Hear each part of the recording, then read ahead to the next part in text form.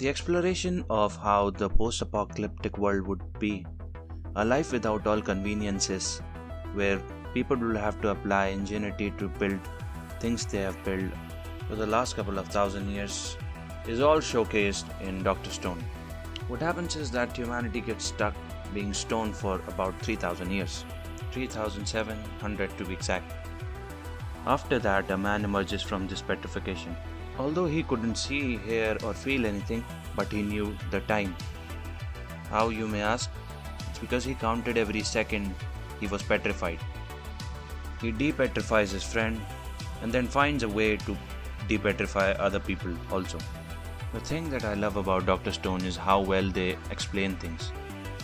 They integrate science with story very well. Although there are numerous instances where it feels a little forced. But nonetheless, I think it's amazing to watch Senku build things. And therefore, I think it's for all ages. Everyone should watch Dr. Stone. Because it's just not about only science. It's also appreciating the things that we have. The things that we take granted for. Very simple things like antibiotics, like penicillin, without which simple diseases could be fatal.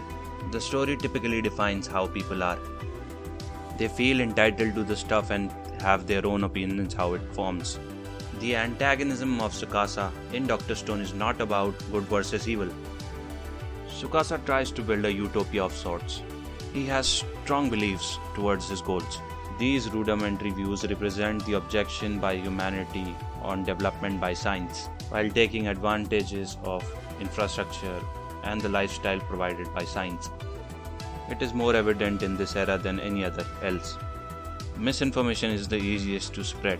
Just say something believable and equally relatable, and people would believe it without checking it once. And not gullible people, prominent journalists do this sometimes. Although Tsukasa is not really an rudimentary person himself, he's actually a very smart person.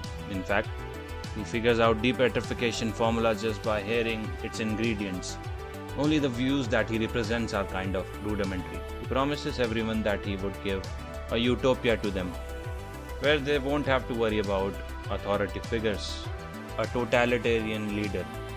But there's a little flaw with it. It doesn't actually works. We have seen it time and time again. Dictators fail to govern people. So his antagonism is actually perfect for the story that is Dr. Stone. Creation of electricity, bulbs, vacuum tubes, you name it and he can build it. Senku's ability to remember stuff and make stuff from long ago that he remembered just makes you wanna watch this amazing show. Because it shows you how you take some things for granted and also how amazing is the potential of humanity. There are a lot of plot holes in Doctor Strange, but that is the discussion of some other video. If you're making a show about science, these kinds of plot holes are just obviously going to be there. Like how come veteran astronaut couldn't find their way back to civilization, or the fact that evolved humanity couldn't do large significant progress in 3000 years. I mean, it would take only 100 years to repopulate an island, and language being present, they should have done more progress. But that's a talk of another video. Do you know what Tsukasa would have done if he were present in real life? He would have smashed that like button. He would have smashed that subscribe button. Back to the prehistoric era. That's it for this one, and thanks for watching.